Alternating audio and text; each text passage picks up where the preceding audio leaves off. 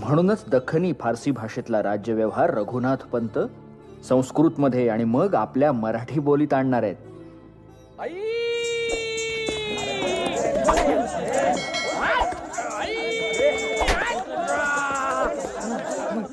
थांबा नाईक, आता पुरे. नाईक,